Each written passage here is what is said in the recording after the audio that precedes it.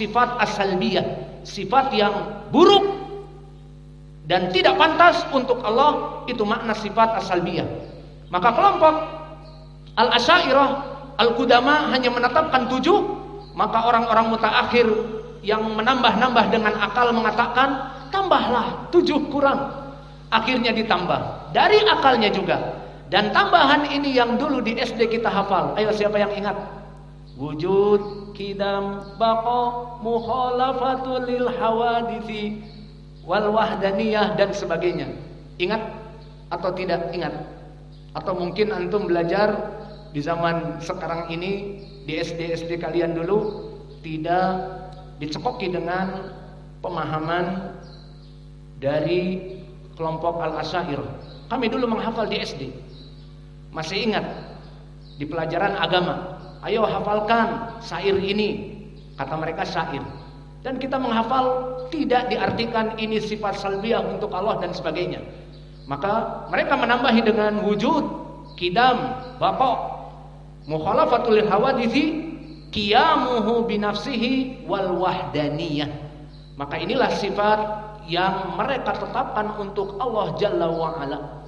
Maka dari sini kelompok Al-Kulabiyah, kelompok Maturidiyah, dan kelompok Al-Asy'ariyah yang sama berputar dalam kebid'ahan menetapkan sesuai hawa nafsu mereka. Disimpulkan bahwa sifat untuk Allah dengan tambahan ada 20 saja. Dan sifat nuzul tidak disebutkan. Sifat kaki, Allah punya sifat kaki apa tidak? Ayo jawab, Allah punya kaki apa tidak? Bingung. Allah punya kaki apa tidak? Punya. Mana dalilnya? Silakan Ustaz. Kama jaa fi sahihain an Anas, di mana Nabi Muhammad sallallahu alaihi wasallam bersabda, "La tazalu nar yulqa fiha wa taqul hal min mazid, hal min mazid." Maka di saat api neraka dilemparkan kepadanya, penduduk api neraka terus berteriak. Seperti di dalam surat Qaf, yauma naqulu li jahannam halim talaqi wa taqul hal min mazid, hal min mazid. Di saat kami menanyakan kepada api neraka, apakah engkau telah kenyang? Apakah telah puas dengan jin dan manusia bersama iblis masuk ke dalammu? Tetap api neraka mengatakan hal min mazid, hal min mazid. Minta tambahan lagi, minta tambahan lagi. Maka disebutkan falam yubki syai'an, telah dimasukkan penduduk neraka semuanya, terus mengatakan hal min mazid, hal min mazid, more and more again. Mana? Masukkan lagi. Akhirnya Nabi bersabda, fa nazala rabbuna jalla wa ala qaddamahu ilan nar fayanzawi ba'duha ba'din wa qala qat bi izzatik wa karamik. Maknanya kemudian Allah menurunkan kakinya yang mulia kepada api neraka, maka api neraka mulai merasa cukup dan mengatakan qat cukup bi izzatika wa karamika. Ba di sini zahirnya ba sumpah, harf qasam. Bi izzatika, maka di sini izzatik sifat dari Allah, bolehnya berqasam ataupun bersumpah dengan sifat Allah Jalla wa ala. Dan ini disebutkan oleh Imam Al-Bukhari di kitab Tauhid di bab izzatillah. Alhasil poin pendalilannya Allah mempunyai sifat kaki. Maka sifat kaki kita tetapkan. Sifat nuzul kita tetapkan. Sifat tangan kita tetapkan. Sifat wajah kita tetapkan dari adillah yang kami sebutkan. Ini manhaj Ahlussunnah, tanpa mentaktil, tanpa menafikan, tanpa at-tasbih, tanpa menyepertikan dengan makhluk, dan tanpa at-takif. Apa takif? Bagaimana kaki Allah, bagaimana wajah Allah, tidak boleh menanyakan perkara itu. Dan menetapkan tanpa takwil, ditakwilkan kepada makna-makna yang lain, seperti kelompok Ahlul Bid'ah mentakwilkan misalnya tangan, ditakwilkan kepada kenikmatan. Dari mana? Tangan ditakwilkan kepada kenikmatan atau ditakwilkan dengan kekuasaan. Maka inilah manhaj Ahlussunnah wal Jamaah Dari sini kembali kepada tema materi kita. Dari kebodohan, bad effect-nya adalah kelompok ahlul bid'ah, kebanyakan mereka terpuruk dan terjerembab kepada kebid'ahan dikarenakan kejahilan mereka, kebodohan mereka. Dan bahkan Imam Ibn Taimiyah tadi kami sebutkan di Madarij Salikin bahwa asas dari banyak berjatuhan manusia kepada kebid'ahan dikarenakan kebodohan mereka kepada ilmu dan yatakalam Allah bila ilm, berani lancung berbicara kepada Allah tanpa ilmu. Maka ini dari bad effect yang kita sebutkan. Maka mereka kelompok ahlul bidah itu semuanya masuk kepada janji Allah akan diiqab. Seperti Allah sebutkan di dalam surat Al-A'raf, walillahil asmaul husna fad'uuhu biha. Maka bagi Allah itu al-asmaul husna, nama-nama yang mulia, maka berdoalah dengan nama-nama yang mulia tersebut. Wadarul ladina yulhiduna fi asma'ihi sayujzauna ma kanu ya'malun.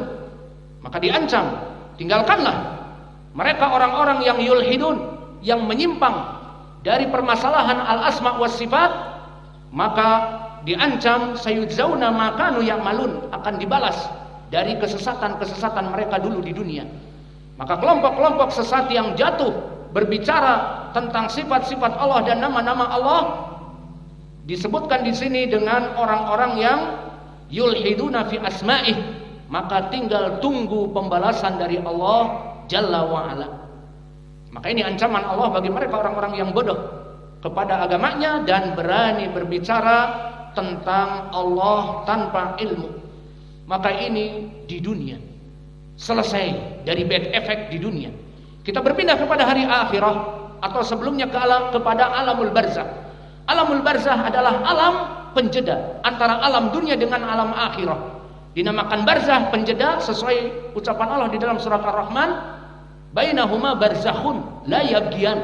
Di antara laut asin dan laut yang tawar ada barzakh, penjeda yang tidak menjadikan campur baur antara muara-muara dengan laut-laut yang asin, sehingga air samudra yang banyak itu tidak masuk kepada sungai-sungai yang ada pada kita, yang akan menghancurkan ekosistem yang ada, sehingga ikan-ikan di air tawar, ikan lele, ikan kakap laut ya, yang di ikan mas dan yang lainnya, ikan nila, itu tidak akan mati karena masuk air laut yang asin kepadanya. Dan di saat kita di sungai tidak akan ada the shark, the jaws, ataupun hiu yang besar. Kenapa? Karena memang habitatnya di laut, tidak bercampur. Karena tadi bainahuma barzakhun la yabghiyan. Maka alamul barzakh, penjeda antara mereka yang sudah meninggal dari dunia ini dan menunggu hari akhirah masuk kepada alamul barzakh. Maka untuk mempersingkat waktu, di alamul barzakh orang-orang yang ignorant, orang-orang yang bodoh atas ilmu agamanya masih bermasalah karena kebodohannya. Tadi kami bilang, orang yang terkena cancer stadium 4 itu masih lebih baik daripada orang yang terkena virus jahal, virus ignorant, virus kebodohan dari agama Islam. Karena orang-orang yang terkena cancer selesai, habis perkara di dunia, meninggal, selesai urusan.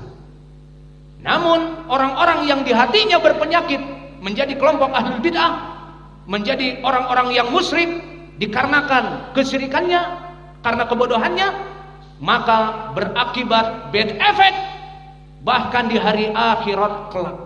Ini yang kami sebutkan tadi. Inilah buktinya. Mana buktinya? Di dalam hadis yang banyak disebutkan, di antaranya hadis Al-Bara ibnu Azib yang paling description, menjelaskan tentang permasalahan sifat bagaimana orang-orang yang berada di alam akhirah.